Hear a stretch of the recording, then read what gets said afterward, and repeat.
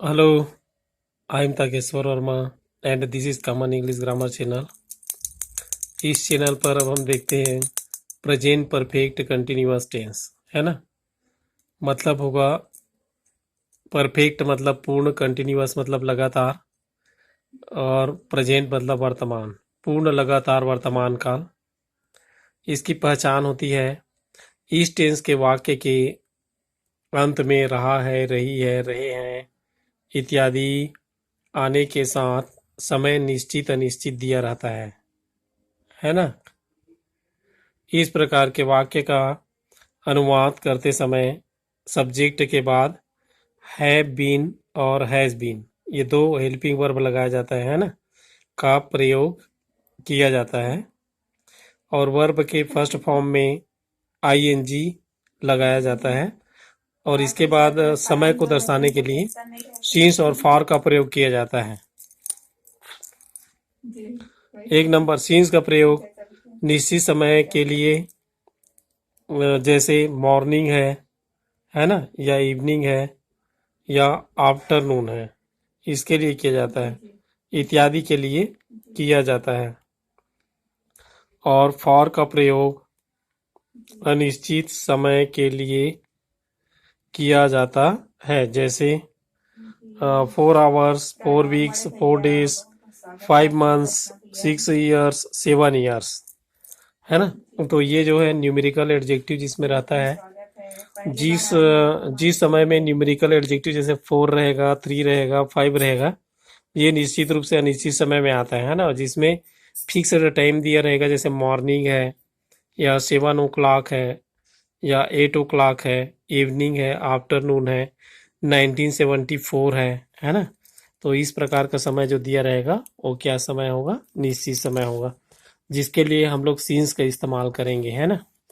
तो आगे चलिए देखते हैं।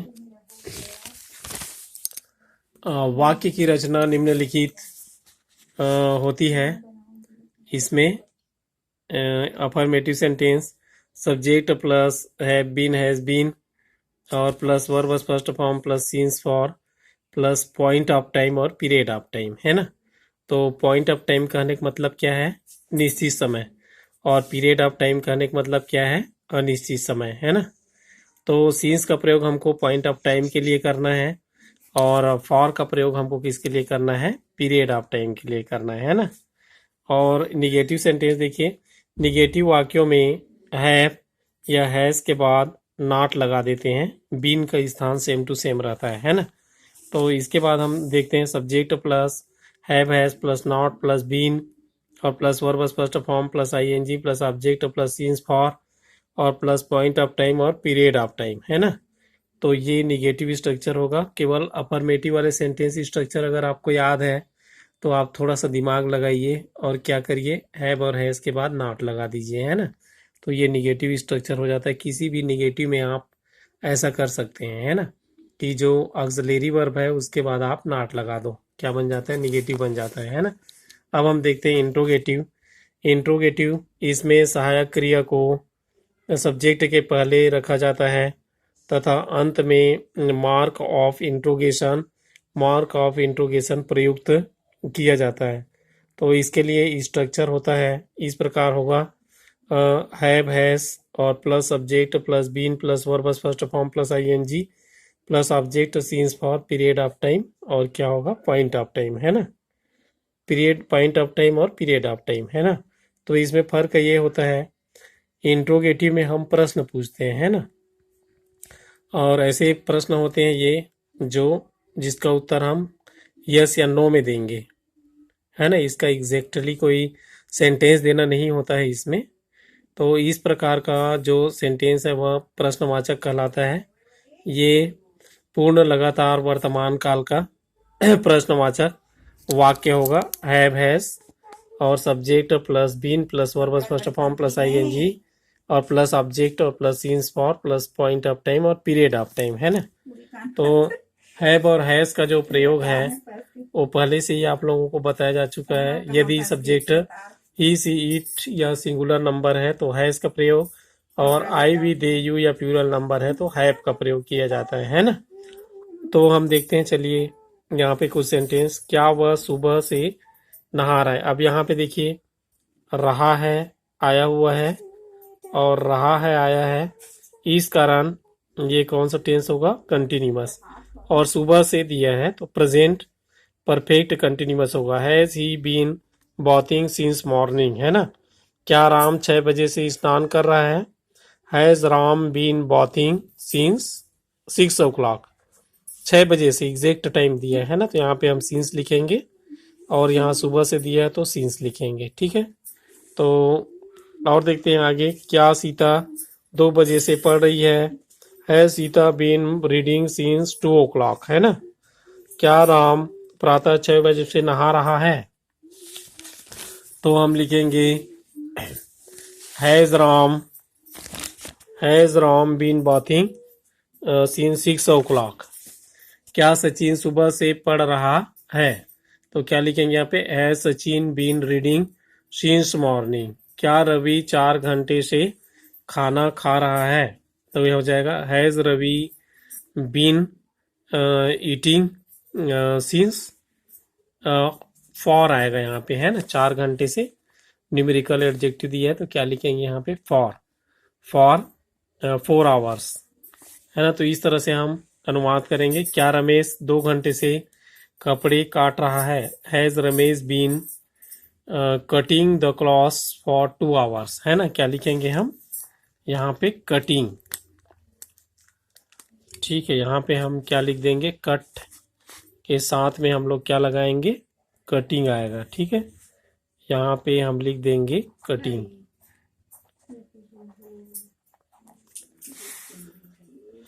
Has Ramesh been cutting the clothes for 2 hours, है ना। क्या राजेश 4 बजे से भोजन कर रहा है, तो यहाँ पे क्या लिखेंगे हम, हैज राधा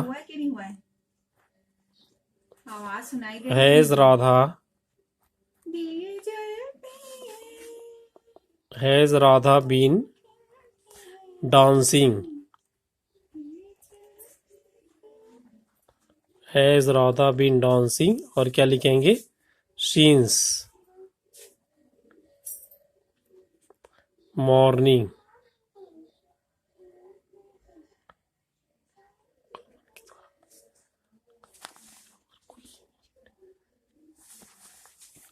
तो इस तरह से हम बनाएंगे, है ना। अब इसको चलिए परिवर्तित कैसे करते हैं, इसके रूल के बारे में देख लेते हैं हम।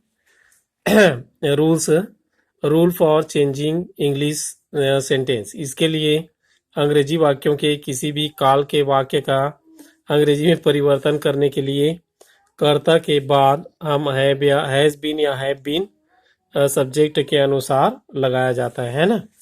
तो 1 नंबर, यदि सब्जेक्ट ही सी इट रहेगा या सिंगुलर नंबर हो, है ना, तो क्या लगाएंगे, हैज बीन लगाएंगे, ठीक है। और यदि सब्जेक्ट दे यू वी या कोई प्लूरल नंबर हो तो क्या लगाएंगे, हैव बीन लगाया जाता है ना, ठीक है। तो इस तरह से हम ट्राई करें और इसको याद रखें। सब्जेक्ट एक हैव और हैज बीन और हैव बीन का उपयोग सब्जेक्ट के अनुसार। दिए गए सेंटेंस के मुख्य क्रिया को प्रथम रूप में बदलकर, है ना, प्रथम रूप में लिखकर कोई भी टेंस दिया है या उसको हम बदलने के लिए ऐसा करेंगे, दिए गए सेंटेंस के मुख्य क्रिया को प्रथम रूप में बदलकर हम क्या करेंगे, उसमें आईएनजी लगाते हैं, है ना। समयानुसार सिंस या फार का प्रयोग किया जाता है ना। 5वां नंबर, सिंस का प्रयोग निश्चित समय के लिए तथा फॉर का प्रयोग अनिश्चित समय के लिए किया जाता है ना। ये याद रखें, बहुत महत्वपूर्ण है। सिंस और फॉर का प्रयोग आपको आगे काम भी देगा, है ना। आप जैसे हायर क्लासों में जाएंगे तो ये इसका बहुत उपयोग होता है, सिंस और फॉर का। और अच्छे अंग्रेजी बोलने के लिए या जानकारी के लिए सिंस और फॉर का प्रयोग बहुत ज़रूरी है ना। तो यहाँ पे सिंस का प्रयोग हम किसके साथ करेंगे, देखिए, मॉर्निंग है, इवनिंग है, आफ्टरनून है ना। और 1984, 1920, 2008 इत्यादि के लिए हम सिंस का प्रयोग करते हैं, ठीक है। और इसके बाद जो फॉर का प्रयोग है, हम फॉर के लिए क्या किन किन प्रकार का समय लेंगे, for 4 hours, 5 hours, 6 hours, 5 years, 4 years, 6 years इत्यादि के लिए फॉर का प्रयोग किया जाता है ना। तो फ्रेंड्स, जो मेन जरूरी जो पॉइंट है वह है सीन्स और फॉर का प्रयोग, है ना। कोई भी परफेक्ट कंटिन्यूअस टेंस में सीन्स और फॉर का प्रयोग अर्जेंटली किया जाता है ना, ये याद रखें। और अधिकतर प्रेजेंट परफेक्ट कंटिन्यूअस टेंस में तो सीन्स और फॉर का प्रयोग किया ही जाता है। तो इसके साथ में निश्चित और अनिश्चित समय के कॉन्सेप्ट को अगर हम समझ गए तो हमारे लिए कोई प्रॉब्लम नहीं होगी। इसके लिए आप कम से कम 20-25 ऐसे समय को लिखें जो क्या करता है, निश्चित समय को दर्शाता है। और फॉर के प्रयोग के लिए आप अनिश्चित समय भी लिख कर देखिए, तो ऐसे समय जो है आपको समझ में आ जाएंगे, है ना। फिर आपको एकदम क्या रहेगा, वो याद रहेगा, है ना, कि हमको फॉर कहाँ पे लगाना है और सीन्स कहाँ पे लगाना है। ठीक है बच्चे लोग, इसको ध्यान से करिए, बहुत ही अच्छी बात है। बड़े बड़े एग्ज़ाम होते हैं अंग्रेजी में, तो इस पॉइंट को ध्यान रखिए और ये अभ्यास करके ज़रूर देखिए, है ना, कि 25-25 आप ऐसे ही लिख लीजिए। आप 50 समय लिख लीजिए, 50 समय का कोई भी, जैसे मॉर्निंग है, इवनिंग है, आफ्टरनून है, 1984 है, 1920 है, 2008 है, 4 आवर्स है ना, 4 डे, 5 मंथ, 6 ईयर्स, ये सब चीज़ें लिख कर देखिए 50 बार, और उसमें आप सीन्स और फॉर का प्रयोग करिए। आप सीन्स और फॉर के प्रयोग को सीख जाएंगे, है ना।